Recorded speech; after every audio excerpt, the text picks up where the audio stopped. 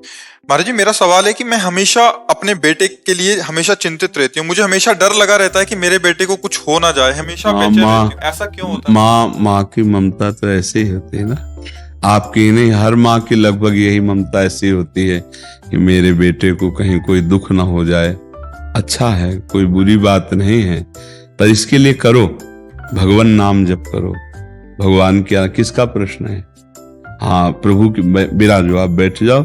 माँ का यही स्वरूप है, आप ही नहीं, हर माँ का हृदय यही होता है कि वो अपने बच्चे के लिए दुलार करता है। तो उसकी रक्षा के लिए, उसके मंगल के लिए नाम जप करो, भगवान का नाम जप करो और भगवान के भरोसे रहो।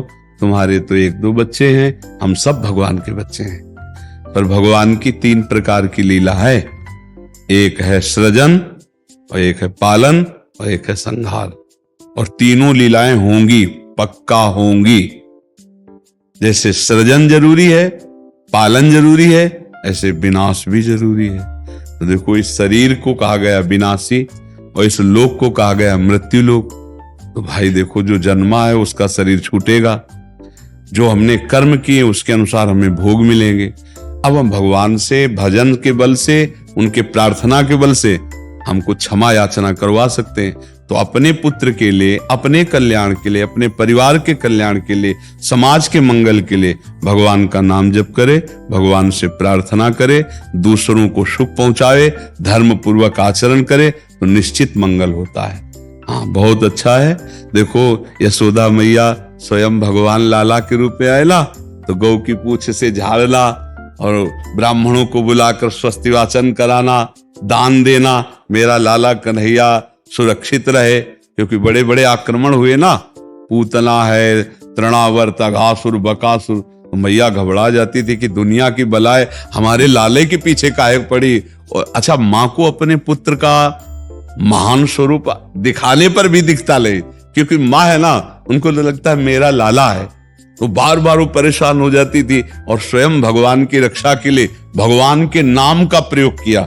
केशव भगवान बाजुओं की रक्षा करे, ऐसे करे, ऐसे। तो हमें लगता है भगवान का नाम जप और धर्माचरण, दूसरों को सुख पहुंचाना, और इसका फल मेरा पुत्र सुरक्षित रहे, मेरे पुत्र की बुद्धि शुद्ध हो, मेरे पुत्र को कभी विपत्ति न हो। तो ये देखो, मां में बहुत बड़ी सामर्थ्य है। अगर मां तपस्या और पूर्वक अपने पुत्र को चाहे तो अजर अमर बना सकती है। मंदालसा मां ने यही कहा था, मेरे गर्भ में जो जीव आएगा उसे भगवान से मिला के रखूंगी, उसे भगवत प्राप्ति, और ऐसा ही किया। देखो, गांधारी जी ने जे भी सुना कि धृतराष्ट्र हमारे पति होने वाले वो अंधे हैं, तो पट्टी बांध ली। जब ये समय आया कि अब युद्ध होगा ही पक्का, तब गांधारी जी ने कहा, बेटा मैं तुम्हें बहुत प्यार करती हूं, तुम मेरा बेटा है, पर भीम के सहयोगी श्री कृष्ण तू मारा जाएगा, इसलिए जा, तू नग्न होकर मेरे सामने आ जा, मैं पट्टी खोलती हूं, तेरा शरीर वज्र का हो जाएगा, मृत्यु ही नहीं होगी तेरी। अब भगवान तो भगवान ही है। अब वो आ रहे थे नंग धड़ंग दुर्योधन, तो भगवान ने देखा उनका, अरे यार तुम इतने बड़े होकर बच्चों की तरह नंगे घूम रहे हो। तो उनका मां ने कहा, बच्चे हो, कम से कम कमर तो ढक लो इतना। ओह, ऐसे पत्ता लगा के ऐसे गांधारी ने जी ही आंख खोले ऐसे दे, उनका ये पत्ता क्यों लगा लिया? उनका, मां तुम्हारे सामने नंगा कैसे आऊं? अरे उनका, धोखा कर दिया तूने।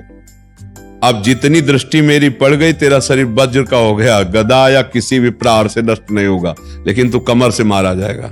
यहीं से कमजोर हो गया।